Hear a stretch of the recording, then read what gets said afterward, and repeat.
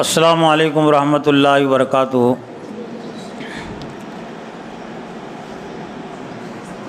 معزز اساتذہ اکرام اور عزیز طلبہ،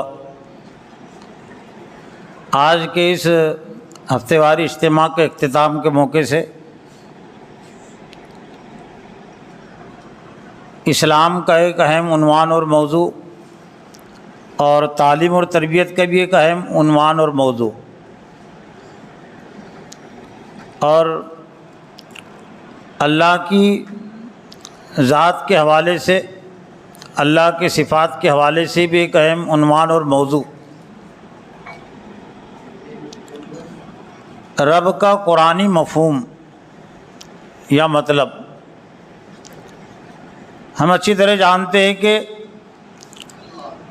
اللہ کا جو اصل تعارف ہے، اللہ کی جو اصل صفت ہے اور اللہ کا جو اصل مقام ہے وہ یہ کہ وہ رب العالمین ہے، تمام جہانوں کا رب، وہ رب الناس ہے، تمام انسانوں کا رب۔ تو رب کا مطلب کیا ہے تو یہ بھی جاننا ضروری ہے، تبھی ہم اللہ کو بحیثیت رب کے مان سکیں گے۔ ماننے کے لیے پہلے جاننا ضروری ہے، اور کسی نے جانے بغیر اگر مان لیا تو اس ماننے کا زیادہ فائدہ نہیں ہوتا۔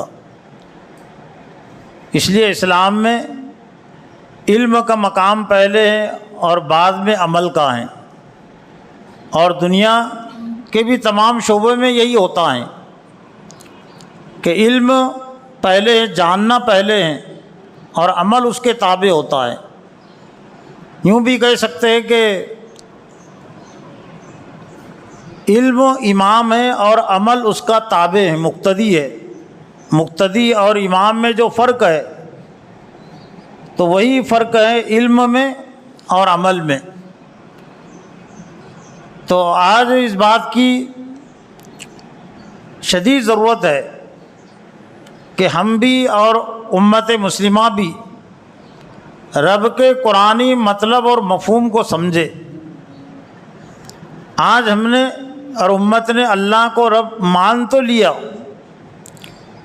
لیکن رب کو جاننے کی ہم نے کوشش نہیں کی، اور جاننے کی اور سمجھنے کی کوشش نہیں کی، اس لیے رب کے سلسلے میں شرک ہو جاتا ہے۔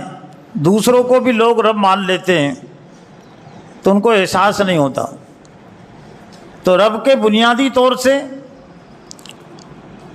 جو قرآنی معنی ہیں وہ یہ کہ وہ مالک ہے، معبود ہے اور ملک ہے، یعنی بادشاہ، فرما روا، حکمراں، قانون ساز۔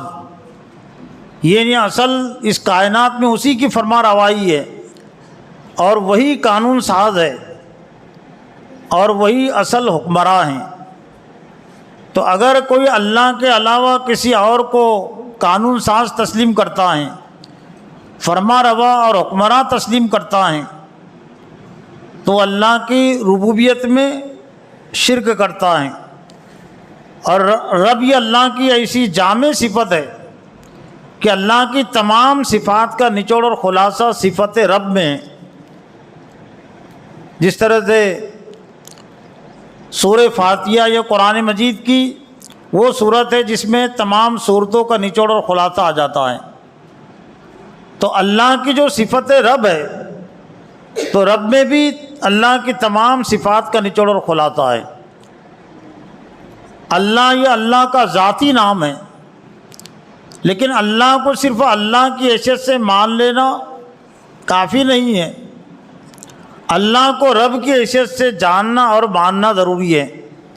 مشرکین مکہ بھی اللہ کو اللہ کی حیثیت سے مانتے تھے، لیکن اس کے باوجود اللہ نے ان کو کافر قرار دیا، مشرک قرار دیا، اس لیے کہ اللہ کا جو اصل تعارف ہے وہ رب ہونے کا تعارف ہے، اور اللہ کا ہم سے جو تقاضا اور مطالبہ ہے وہ یہ کہ ہم اللہ کو رب جانے، رب مانے۔ تو چند آیات کے ذریعے سے ہم بخوبی سمجھ سکتے ہیں اور سمجھنے کی ضرورت بھی ہے، اور ہماری ذمہ داری بھی ہے کہ ہم قرآن کی روشنی میں رب کے مفہوم اور مطلب کو ہم سمجھیں اور جانیں۔ سورہ اعراف کی ایک آیت ہے، اور اس آیت میں اللہ نے جو ہم سے عہد لیا تھا، وعدہ لیا تھا ہماری پیدائش سے پہلے، اس عہد کا تذکرہ ہے، اور اس آیت کے ذریعے سے بات واضح ہوتی ہے کہ اللہ کو رب کی حیثیت سے ماننا کتنا ضروری ہے۔ لیکن جیسا کہ پہلے بات آئی کہ ماننے سے پہلے جاننا ضروری ہے۔ وَإِذْ أَخَذَ رَبُّكَ مِن بَنِي آدَمَ مِن ظُهُورِهِمْ ذُرِّيَّتَهُمْ وَأَشْهَدَهُمْ عَلَىٰ أَنفُسِهِمْ أَلَسْتُ بِرَبِّكُمْ قَالُوا بَلَىٰ شَهِدْنَا أَن تَقُولُوا يَوْمَ الْقِيَامَةِ إِنَّا كُنَّا عَنْ هَٰذَا غَافِلِينَ۔ یہ سورہ اعراف کی آیت نمبر 172 ہے۔ اس آیت میں اللہ تعالیٰ نے اس عہد کا تذکرہ کیا جو اللہ نے تمام انسانوں سے ان کی پیدائش سے پہلے لیا۔ اب اس کی کیا حیثیت اور حالت اور کیفیت رہی ہوگی تو اللہ کو بخوبی معلوم ہے، لیکن بہرحال یہ ہے کہ ایک طرح سے اللہ نے ہر انسان کی روح سے یہ عہد اور وعدہ لیا۔ سب سے پہلے اللہ ان کے سامنے پیش کیا کہ الستُ بربکم، کیا میں تمہارا رب نہیں ہوں؟ اللہ نے بنی آدم کی پشتوں سے، بنی آدم میں ہم سب شامل ہیں، یعنی آدم علیہ السلام کی اولاد۔ وَإِذْ أَخَذَ رَبُّكَ مِن بَنِي آدَمَ مِن ظُهُورِهِمْ، ظہور کہتے ظاہر کہتے پیٹھ کو، بنی آدم یعنی حضرت آدم علیہ السلام کے بیٹوں کا اولاد کو اللہ تعالیٰ کی پشتوں سے نکالا، ان کی اولاد کو، وَأَشْهَدَهُمْ عَلَىٰ أَنفُسِهِمْ، اور ان کو اپنے آپ پر گواہ بنایا۔ الستُ بربکم، کیا میں تمہارا رب نہیں ہوں؟ تو اب اللہ کو رب ماننے کی اہمیت واضح ہو جاتی ہے نا۔ الست باللہ کا عہد نہیں تھا، اللہ کا ذاتی نام اللہ ہے نا، یہی بات اللہ یہ بھی عہد وعدہ لے سکتا تھا نا، الست باللہ، کیا میں اللہ نہیں ہوں؟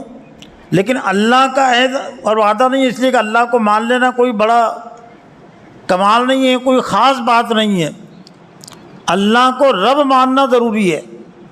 تو الست بربکم، کیا میں تمہارا رب نہیں ہوں؟ قالوا بلا، تو تمام روحوں نے، ہم سب نے جواب دیا تھا کہ کیوں نہیں، آپ ہی ہمارے رب ہے، شہیدنا، ہم اس کی گواہی دیتے ہیں۔ اور اللہ تعالیٰ نے یہ عہد وعدہ اس لیے دیا تھا ان تقولوا یوم القیامت انا کنا عن ھذا غافلین، کہ قیامت کے تم یہ نہ کہو کہ ہم تو اس سے غافل تھے۔ او تقولوا انما اشرک آباؤنا من قبل وکنا ذریۃ من بعدہم فتہلکنا بما فعل المبطلون، یا تم یہ نہ کہو کہ ہمارے باپ داداؤں نے شرک کیا تھا اور ہم انہی کی اولاد تھے، ان کے بعد ہم آئے، تو کیا افتہلکنا بما فعل المبطلون، کیا تم ہم کو ہلاک کرے گا اللہ تو، یعنی باطل پرستوں کی وجہ سے؟ تو تم اپنی گمراہی کا الزام اپنے باپ داداؤں پر نہ ڈال دو، اور یہ نہ کہو کہ ہم اس سے غافل تھے۔ اس لیے اللہ تعالیٰ نے ہر انسان سے عہد اور وعدہ لیا، لیکن چونکہ ہماری پیدائش سے پہلے اس ضمیر کے اندر یہ آواز، ہر انسان کے ضمیر کے اندر یہ آواز دبی ہوئی ہوتی ہے، یہ داعیہ دبا ہوا ہوتا ہے، اس کی فطری آواز، اور ایک طرح سے حدیث بھی اس کی ترجمانی کرتی ہے کل مولود یولد علی الفطرہ، کہ ہر پیدا ہونے والا فطرت سلیم پر پیدا ہوتا ہے۔ فَأَبَوَاهُ يُهَوِّدَانِهِ أَوْ يُنَصِّرَانِهِ أَوْ يُمَجِّسَانِهِ، اس کے والدین یا تو اس کو یہودی بنا لیتے ہیں، یا مجوسی بنا لیتے ہیں، یا نصرانی بنا لیتے ہیں۔ مجوسی کہتے ہیں آگ کی پوجا کرنے والوں کو۔ تو گویا کہ پیدائشی لحاظ سے ہر شخص ایک مسلم ہوتا ہے، فطرت سلیم پر وہ پیدا ہوتا ہے۔ یہی وجہ ہے کہ بالغ ہونے سے پہلے اگر وہ انتقال کر جائے تو وہ جہنم میں نہیں جائے گا، اس سے کوئی حساب اور کتاب بھی نہیں ہے، وہ جنت میں جائے گا۔ شریعت عائد ہوتی ہے اس کے بلوغ کے بعد، کہ سوچ سمجھ کر اس نے جو اسلام قبول کیا۔ دنیا میں اللہ کو جو اسلام مطلوب ہے، جو فرما برداری مطلوب ہے، وہ یہ کہ وہ سمجھ کے ساتھ اور شعور کے ساتھ وہ اللہ کی اطاعت اور بندگی کا راستہ اختیار کرے، اور غیر اللہ کی بندگی سے وہ اپنے آپ کو بچائے۔ تو یہ جو عہد اور وعدہ اللہ تعالیٰ نے لیا، ایک تو اپنی ربوبیت کا ایک عہد اور وعدہ تھا، اور ایسا لگتا ہے کہ انبیاء علیہ السلام کو اللہ تعالیٰ نے جو مبعوث کیا، انبیاء پر جو کتابیں نازل کی، اسی وعدے اور عہد کی یاد دہی کے لیے کہ تم نے ہم کو جو رب تسلیم کیا، تب وہ رب کی مرضی کیا ہے؟ ایک ہوتا ہے اس کائنات کا ایک فرما روا ہے، قانون ساز حکمراں ہے، لیکن اتنا مان لینا جان لینا کافی نہیں ہے نا۔ وہ رب کی مرضی کیا ہے، وہ رب ہم سے چاہتا کیا ہے؟ تو اس کو سمجھنے کے لیے، جاننے کے لیے انبیاء کی تعلیمات ضروری ہے۔ وہ صرف اپنی عقل کی بنیاد پر، اپنی سمجھ کی بنیاد پر نہیں سمجھ سکتا کہ اللہ کی مرضی کیا ہے، اس کی نامرضی کیا ہے۔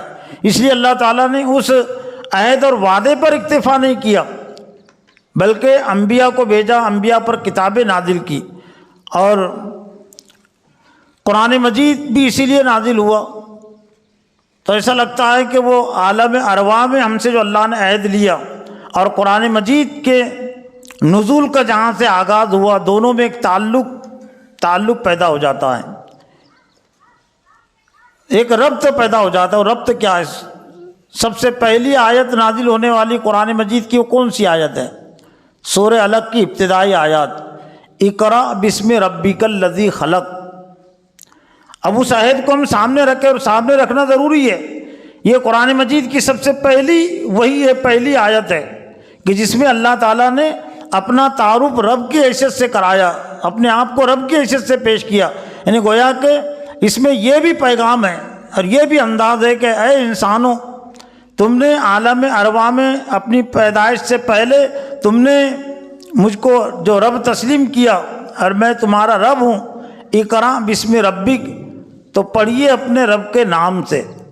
حضرت محمد صلی اللہ علیہ وسلم سے بھی یہ عہد اور وعدہ اللہ تعالیٰ نے لیا تھا پہلے۔ تب گویا کہ جو پہلی آیت ہے، جو قرآن کی پہلی آیت ہے، تعلیم و تربیت کی بھی پہلی آیت ہے، تو اس میں بات کیا ہے؟ اقرأ بسم ربک، اقرأ باللہ کی بات نہیں ہے۔ یہ بھی بات ہو سکتی تھی نا، پڑھیے اللہ کے نام سے، اقرأ بسم اللہ، پڑھیے اللہ کے نام کے ساتھ، لیکن اللہ کو اللہ مان لینا کافی نہیں ہے۔ اقرأ بسم ربک، پڑھیے اپنے رب کے نام کے ساتھ۔ اور جب قرآن مجید کی نزول کی ترتیب یہ ہے، اور قرآن مجید ہدایت کے لیے نازل ہوا، تو ایسا لگتا ہے کہ جو پہلی کتابیں ہیں، توریت اور زبور اور انجیل، اب وہ صحیح حالت میں تو نہیں ہیں، لیکن ضرور اس میں بھی وہی قرآن کی ترتیب ہوگی جو عالم ارواح میں لیے جانے والے عہد اور وعدے سے جڑی ہوئی ہے، کہ ان کتابوں میں بھی اللہ تعالیٰ نے سب سے پہلے رب ہی، اللہ کو رب کی حیثیت سے پڑھنے کی اور جاننے کی تلقین کی ہوگی۔ اور پھر سورہ فاتحہ جو ہر نماز کے لیے ضروری قرار دی گئی، تو اسی رب کی یاد دہی کے لیے ہر نماز کے لیے ضروری قرار دی گئی نا سورہ فاتحہ۔ لیکن سورہ فاتحہ کا آغاز کہاں سے ہوتا ہے؟ الحمدللہ رب العالمین، تمام تعریف اللہ کے لیے ہیں جو تمام جہانوں کا رب ہے۔ اور یہ سورہ فاتحہ کون سی سورہ؟ یہ صرف اب قرآن کی صورت نہیں ہے، یہ ہر نماز کی، ہر رکعت کی صورت ہو گئی۔ اور اللہ تعالیٰ نے جو 5 اجتماعات امت مسلمہ کے لیے ضروری قرار دیے، 5 نمازوں کے حوالے سے، ایک طرح سے ہر اجتماع کی اب یہ دعوت ہو گئی کہ الحمدللہ رب العالمین، کہ ہم اللہ کو رب کی حیثیت سے، تمام کائنات کے رب کی حیثیت سے ہم جانیں اور مانیں۔ تمام تعریف اللہ کے لیے ہیں جو تمام جہانوں کا رب ہے، اور مرنے کے بعد بھی اس سے ہمارا پیچھا چھٹنے والا نہیں ہے، رب کو ماننے سے پیچھا چھٹنے والا نہیں ہے۔ قبر سے متعلق، عالم برزخ کی زندگی سے متعلق، مرنے کے بعد ہم سے جو سوالات ہونے والے ہیں، تو ان میں سے ایک اہم سوال ہوگا، من ربک، تیرا رب کون ہے؟ من اللہ کا سوال نہیں، اللہ کون ہے کا سوال نہیں ہوگا۔ من ربک، تیرا رب کون ہے؟ تیرا فرما روا قانون ساز حکمراں کون ہے؟ رب کا لفظ جہاں پر بھی آئے تو تو اللہ کی فرما روائی، حکمرانی اور قانون سازی کی بات ہمارے ذہن میں آ جانا چاہیے، اور اس میں ہم کسی اور کو شریک نہ قرار دیں۔ تو اگر ہم نے اللہ کو فرما روا کی حیثیت سے جان کر مان کر زندگی گزاری ہوگی، قانون ساز کی حیثیت سے، بادشاہ کی حیثیت سے، اور اس میں کسی اور کو شریک نہیں کیا ہوگا تو ربی اللہ کا جواب ہمارے لیے آسان ہوگا کہ میرا رب یعنی میرا فرما روا اللہ ہے۔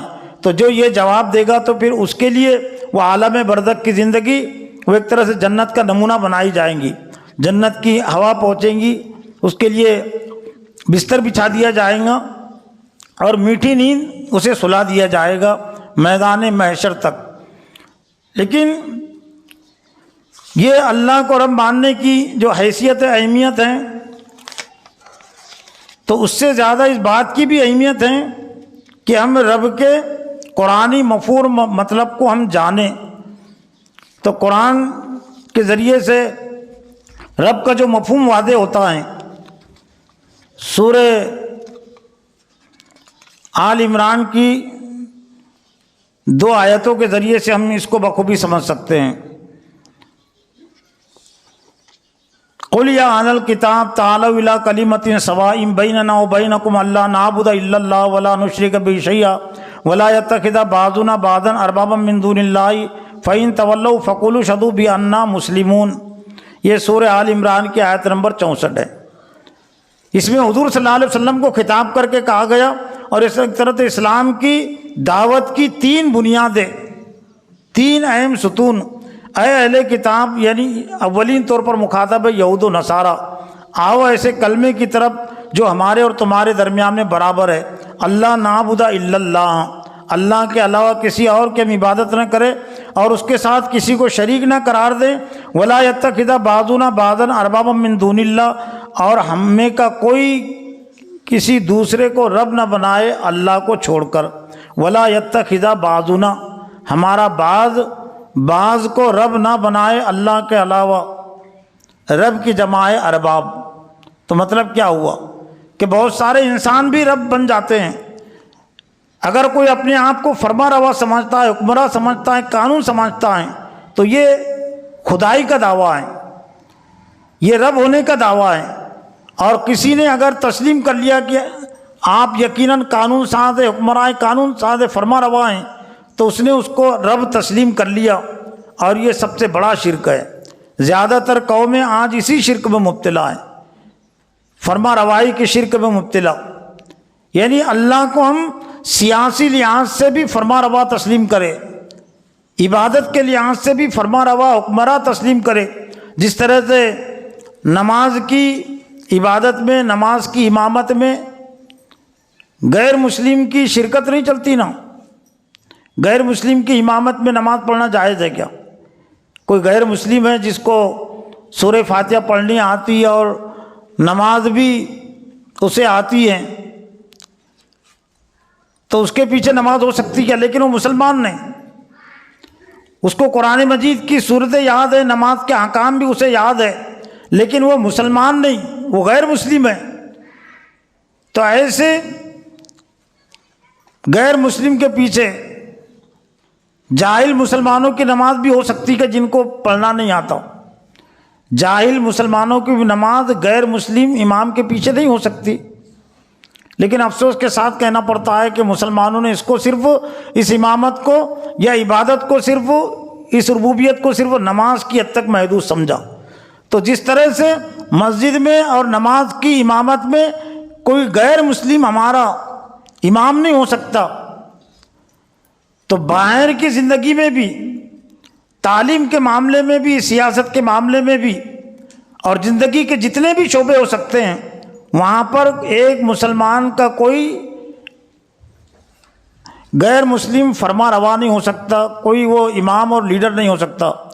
وَلَن يَجْعَلَ اللَّهُ لِلْمُؤْمِنِينَ الْكَافِرِينَ سَبِيلًا وَلَن يَجْعَلَ اللَّهُ لِلْكَافِرِينَ عَلَى الْمُؤْمِنِينَ سَبِيلًا، اللہ تعالیٰ نے کافروں کو یہ حق ہی عطا نہیں کیا کہ وہ مومنین پر حکمرانی کرے۔ ایمان والوں کے لیے جائز نہیں ہے کہ نافرمانوں کو اپنا امام، اپنا فرما روا، اپنا حکمراں اور قانون ساز وہ بنائے۔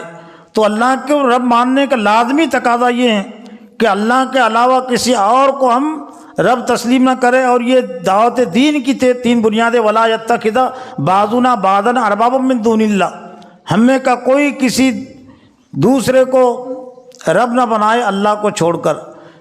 اور پھر سورہ توبہ میں ایک مقام پر اللہ تعالیٰ نے یہود و نصارہ پر تنبیہ کی، لعنہم اللہ انا یؤفکون اتخذوا احبارهم ورہبانهم اربابا من دون اللہ۔ یہ غالباً سورہ اعراف یعنی سورہ توبہ کی آیت نمبر یہ 30 ہے، 30-31 میں یہ مضمون موجود ہے کہ اللہ کے لعنت و مار و پھٹکارو یہود و نصارہ پر، اتخذوا احبارهم ورہبانهم اربابا من دون اللہ۔ احبار کہتے تھے یہود کے علماء کو، رہبان کہتے تھے نصارہ کے علماء کو۔ اتخذوا احبارهم ورہبانهم اربابا من دون اللہ، کہ انہوں نے اپنے علماء کو رب بنا لیا، یعنی یہود نے اپنے علماء کو، نصارہ نے اپنے علماء کو رب بنا لیا اللہ کو چھوڑ کر۔ اب کیسے انہوں نے رب بنایا؟ ان کو سجدہ تو نہیں کرتے تھے نا۔ حضرت عدی بن حاتم جو پہلے نصرانی تھے، جب یہ آیت نازل ہوئی تو ان کو سمجھنے میں ذرا دقت پیدا ہوئی، تو انہوں نے نبی صلی اللہ علیہ وسلم سے سلسلے میں پوچھا کہ اللہ کے رسول صلی اللہ علیہ وسلم، قرآن مجید میں یہود و نصارہ کے متعلق یہ کہا گیا کہ انہوں نے اپنے علماء کو، اپنے مشائخ کو رب بنا لیا اللہ کو چھوڑ کر، لیکن ہم نے تو کسی عالم کو سجدہ نہیں کیا، کسی عالم کی ہم نے عبادت نہیں کی، تو پھر کیسے اللہ تعالیٰ نے بات ارشاد فرمائی کہ یہود و نصارہ نے اپنے علماء کو، اپنے مشائخ کو رب بنا لیا اللہ کو چھوڑ کر؟ والمسیح ابن مریم، اور عیسیٰ بن مریم کو، وما امیر اللہ لیعبدوا الہ واحدہ، جبکہ ان کو حکم دیا گیا کہ وہ صرف اللہ کی عبادت کرے جو ایک معبود ہے۔ تو حضور صلی اللہ علیہ وسلم نے پھر اس کا مفہوم واضح کیا۔ حضرت عدی بن حاتم کو آپ نے سمجھایا، اما انہم لم یعبدونہم، یہ بات ٹھیک ہے تم ان کی پوجا پرستش تو نہیں کرتے تھے، ان کے لیے نماز نہیں پڑھتے تھے، رکوع اور سجدہ نہیں کرتے تھے، نذر و نیاز نہیں کرتے تھے، لیکن کیا یہ بات نہیں تھی اذا احلوا لهم شيئا استحلوا ذلك واذا حرموا عليهم شيئا حرموا ذلك، جب کسی چیز کو تمہارے علماء حرام ٹھہراتے، حلال قرار دیتے تھے، استحلوا ذلك تو تم حلال مان لیتے تھے، اور کسی چیز کو حرام ٹھہراتے تھے تو تم اس کو حرام مان لیتے تھے۔ تو حضرت عدی بن حاتم نے کہا، اللہ کے رسول یہ بات تو تھی کہ ہمارے علماء یعنی یہود و نصارہ کے علماء جس چیز کو حلال قرار دیتے تھے تو بغیر دلیل کے ہم اس کو حلال مان لیتے تھے، جس چیز کو حرام قرار دیتے تھے تو یہ دیکھے ہوئے کہ اس میں اللہ کا فرمان ہے یا نہیں، اللہ کے حکم کی دلیل ہے یا نہیں، یہ جانے بغیر ہم اس کو حرام مان لیتے تھے۔ تو نبی صلی اللہ علیہ وسلم نے فرمایا کہ اسی چیز کا نام ہے کسی کو رب ماننا، یعنی حلال اور حرام کے سلسلے میں کسی کو اختیار دے دینا، اسی کا نام ہے اس کو رب مان لینا۔ کسی چیز کو حلال ٹھہرانا، حرام ٹھہرانا، یہ معاملہ اتنا آسان نہیں جیسا کہ آج امت نے آسان سمجھ لیا۔ یہاں تو یہود و نصارہ پر اس بنیاد پر بھی لعنت ہوئی کہ وہ عالموں کے اور عابدوں کے، ان کے مشائخ کی باتوں کو وہ مان لیتے تھے بغیر دلیل کے۔ لیکن آج اگر امت مسلمہ کا جائزہ لے تو جو بے دین ہیں، یہاں تک کہ جو نافرمان ہیں، وہ قانون بناتے ہیں، یا اسمبلی میں پہنچ کر، پارلیمنٹ میں پہنچ کر کیا کرتے ہیں؟ قانون بناتے ہیں نا، کچھ چیزیں حلال قرار دیتے ہیں، کچھ چیزیں حرام ٹھہراتے ہیں، اور ان کو مسلمان بھی ووٹ دیتے ہیں، یعنی اپنی مرضی سے گویا کہ مان لیے نا تم جو چاہے قانون بنا سکتے ہیں۔ اسمبلی میں بھیجنے کا مطلب کیا ہے؟ پارلیمنٹ میں بھیجنے کا مطلب کیا ہے؟ ان کو اپنے سیاسی نمائندے بنانے کا مطلب کیا ہے؟ کہ وہ آزاد ہے نا، وہ پابند تو نہیں ہے قرآن و حدیث کے، صرف اسی کو امام بنایا جا سکتا ہے جو قرآن حدیث کا تابع اور پابند ہے۔ جس طرح سے نماز میں صرف اسی کو امام بنا سکتے ہیں جو قرآن حدیث کے مطابق نماز پڑھائے، تو سیاست میں بھی، معاملات میں بھی ایک مسلمان اسی کو امام بنا سکتا ہے، اسی پارٹی کے پیچھے چل سکتا ہے، اسی شخص کے پیچھے چل سکتا ہے جو قرآن حدیث کے مطابق اس کو چلائے۔ لیکن آج امت مسلمہ نے عالمی سطح پر، ملکی سطح پر یہ حق اور یہ مقام بے دین مسلمانوں کو بھی دے دیا، یہاں تک کہ کافر اور مشرکوں کو بھی دے دیا۔ اللہ تعالیٰ نے تو یہود و نصارہ پر اس لیے تنبیہ اور لعنت نازل کی، تنبیہ سنائی کہ انہوں نے یہ مقام صرف ان کے علماء اور مشائخ کو دیا تھا، تو بھی وہ ملعون ٹھہرے، اللہ کی نظر میں نافرمان ٹھہرے۔ لیکن آج امت مسلمہ نے جاہلوں کو مقام دے دیا۔ اس لیے آج امت مسلمہ سب سے زیادہ کمزور جس شعبے میں ہے عالمی اور ملکی اور مقامی سطح پر، وہ کون سا شعبہ ہے؟ سیاست کا شعبہ ہے نا۔ یہ جیسی کرنی اور ویسی بھرنی کی بات ہمارے سامنے ہے نا، کہ چونکہ ہم نے اللہ کی ربوبیت میں شرک کیا ہے اور اس کا احساس تک نہیں ہے، تو یہود و نصارہ پر اللہ تعالیٰ نے اس لیے لعنت نازل، قاتلہم اللہ انا یؤفکون، اللہ کی لعنت و اللہ کو پھٹکار ہو ان یہود و نصارہ پر کہ انہوں نے اپنے علماء کو اور اپنے مشائخ کو رب بنا لیا اللہ کو چھوڑ کر۔ تو حلال و حرام کا معاملہ اتنا آسان نہیں ہے۔ سورہ تحریم کے نزول کا پس منظر کیا ہے؟ کہاں سے شروع ہوتی ہے سورہ تحریم؟ یا ایھا النبی لما تحرم ما احل اللہ لک تبتغی مرضات ازواجک، اے نبی صلی اللہ علیہ وسلم آپ اس چیز کو حرام کیوں قرار دیتے ہیں؟ ما احل اللہ لک، جو اللہ نے آپ کے لیے حلال قرار دیا ہے، تبتغی مرضات ازواجک، صرف بیوی کی رضامندی کے لیے۔ ایک نزول کا ایک پس منظر ہے کہ نبی صلی اللہ علیہ وسلم نے ایک مرتبہ شہد آپ نے کھائی تھی، تو شہد کھانے کے بعد آپ کی بیویوں میں سے کسی نے کہا کہ آپ کے منہ سے مغافر کی بو آ رہی ہے، ایک بسان بو ہوتی تھی ایک پھول کی، تو اس کی بو آ رہی ہے۔ تو نبی صلی اللہ علیہ وسلم نے صرف یہ کہہ دیا تھا کہ میں آئندہ شہد نہیں کھاؤں گا، یعنی بیوی کو راضی اور خوش کرنے کے لیے۔ تو فوراً اللہ کی طرف سے ڈانٹ نازل ہو گئی، اے نبی صلی اللہ علیہ وسلم شہد کو اللہ نے حلال قرار دیا نا، لما تحرم ما احل اللہ لک، جس چیز کو اللہ نے حلال قرار دیا آپ اس کو حرام کیوں قرار دیتے ہو؟ پھر نبی صلی اللہ علیہ وسلم نے اس سے رجوع کر لیا، حالانکہ نبی صلی اللہ علیہ وسلم نے یہ نہیں کہا تھا کہ میں اس کو حرام سمجھتا ہوں اور میں اس کو امت کے لیے حرام قرار دیتا ہوں، صرف آپ نے کہہ دیا تھا کہ میں اب آئندہ شہد نہیں کھاؤں گا۔ تو یہ بات بھی اللہ کے نظر میں ایک نبی کے لیے صحیح نہیں تھی، جائز نہیں تھی۔ تو حلال و حرام کے سلسلے میں بھی نبی بھی آزاد نہیں ہے۔ حضرت صلی اللہ علیہ وسلم نے قرآن کے علاوہ اگر کچھ چیزوں کو حرام قرار دیا تو اپنی مرضی سے نہیں، اللہ کی وحی اور اللہ کے فرمان کی بنیاد پر۔ تو انبیاء کو بھی آزادی حاصل نہیں تھی کہ وہ اپنی مرضی سے کسی چیز کو حرام قرار دے اور کسی چیز کو حلال قرار دے۔ لیکن آج مسلمانوں نے بہت سارے معاملات میں اور خاص طور سے سیاسی شعبے میں یہ غیروں کو بھی حق دے دیا ہے۔ اس وجہ سے سب سے زیادہ ذلت اور رسوائی وہ اسی شعبے میں ہے۔ پھر قرآن مجید میں حکمرانوں کے لیے، قانون سازوں کے لیے، فرما رواؤں کے لیے رب کا لفظ استعمال ہوا ہے، اور اللہ کا تقاضا اور مطالبہ یہ ہے کہ اللہ کے علاوہ اور کوئی رب نہیں۔ سورہ یوسف میں 3 مقامات پر رب کی نسبت مصر کے بادشاہ کی طرف کی گئی۔ کیوں کی گئی؟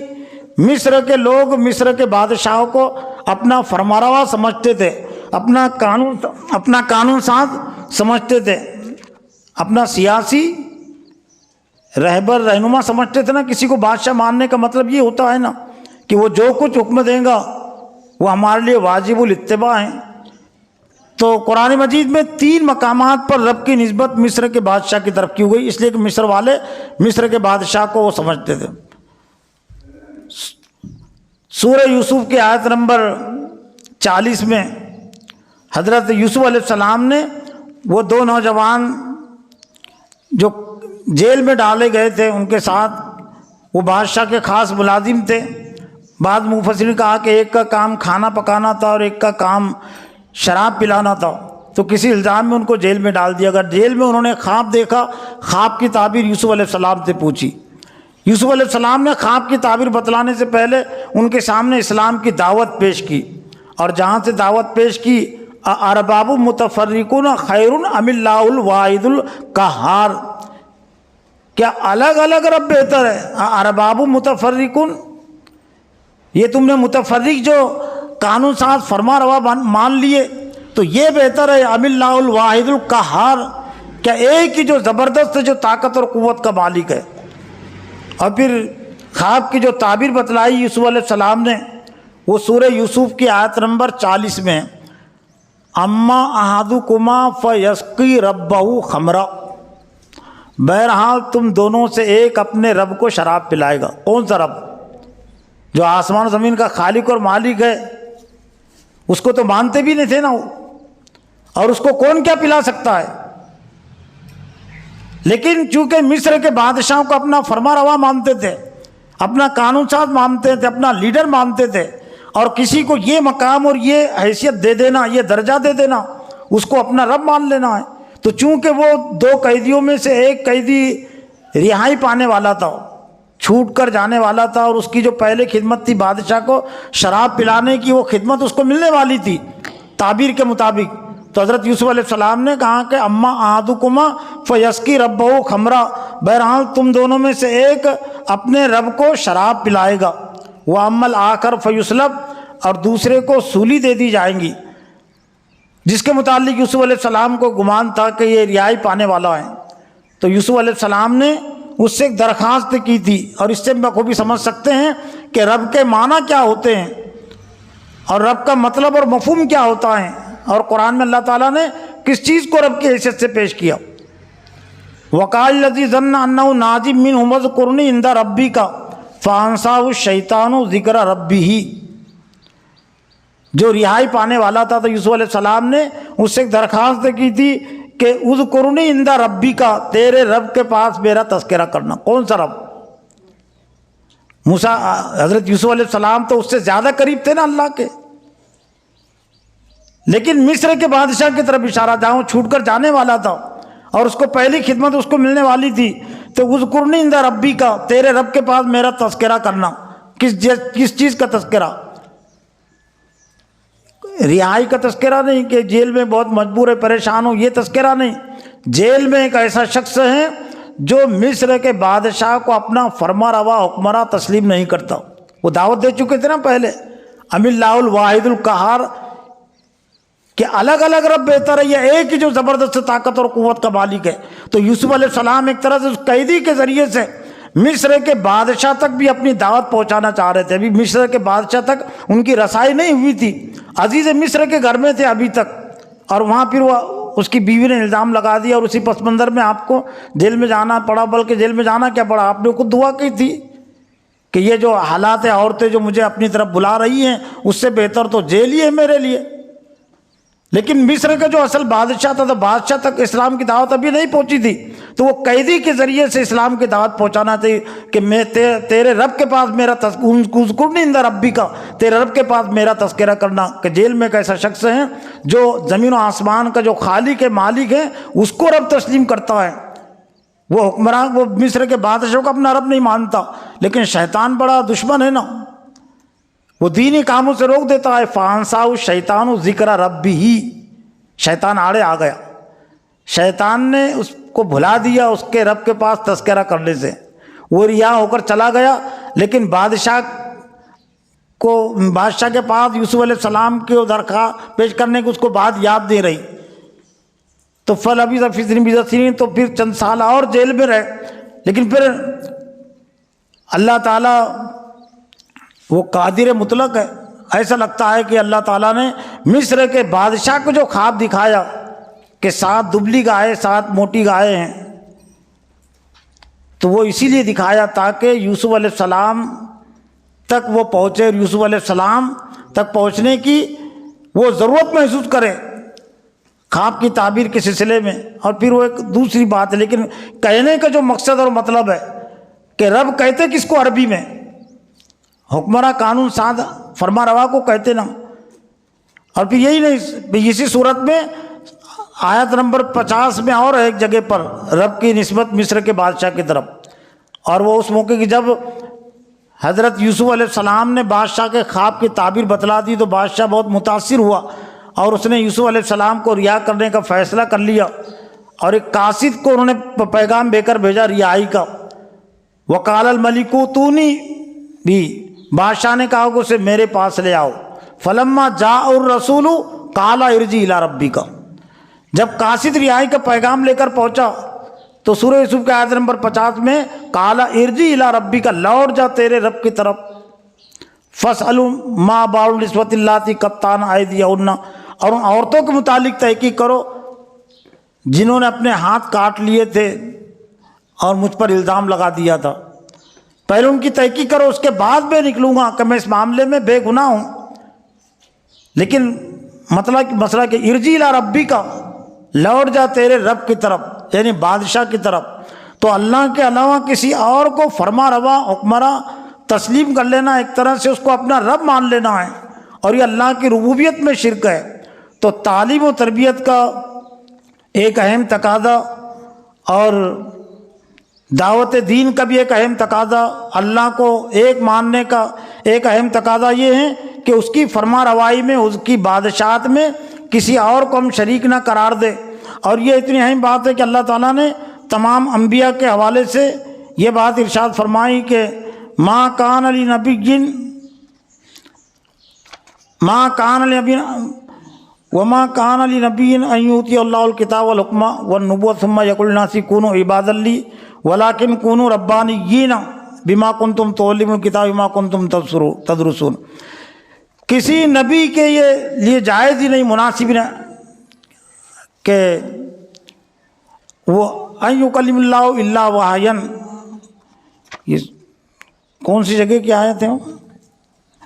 ما کان نبی ان یؤتی اللہ الکتاب والحکمۃ ثم یقول للناس کونوا عبادا لی ولکن کونوا ربانیین۔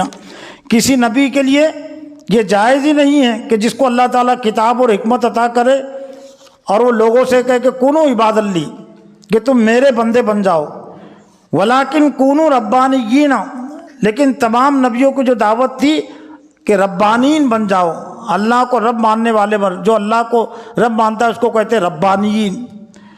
ولا یامرکم ان تتخذوا الملائکۃ والنبیین اربابا، اور نہ کسی نبی نے یہ حکم دیا اور نہ ان کے لیے جائز تھا، ولا یامرکم، اور نہ انہوں نے تم کو حکم دیا ان تتخذوا الملائکۃ والنبیین اربابا، نہ اللہ نے نہ تم کو یہ حکم دیا کہ تم فرشتوں کو اور نبیوں کو رب بنا لو اللہ کو چھوڑ کر۔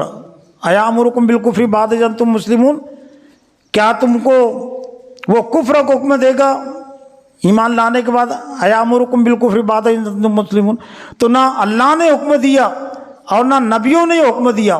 جیسے کہ بنی اسرائیل یہود و نصارہ انبیاء کی طرف بھی یہ باتیں منسوب کر دیتے تھے، تو اللہ تعالیٰ نے فرمایا کہ تمام نبیوں نے اسی بات کی دعوت دی کہ کونوا ربانیین، سب کے سب جو ہے تو رب کے پرستار بن جاؤ، اور تمام انبیاء نے اسی بات کی دعوت دی کہ نہ فرشتوں کو رب بنائے نہ انبیاء کو رب بنائے، اور صرف اللہ ہی کو رب بنائے، اللہ ہی کو رب تسلیم کرے۔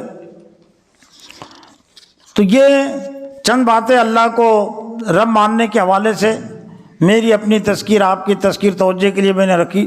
اللہ سے دعا ہے کہ اللہ تعالیٰ مجھے بھی اور آپ کو بھی زندگی کے تمام معاملات میں صرف اللہ ہی کو رب بنانے کی، رب ماننے کی توفیق عطا فرمائے، اور اللہ کی ربوبیت میں زندگی کے تمام شعبوں میں شرک کرنے سے مجھ کو بھی بچنے کی اور آپ کو بھی بچانے کی توفیق عطا فرمائے۔ وآخر دعوانا ان الحمد للہ رب العالمین۔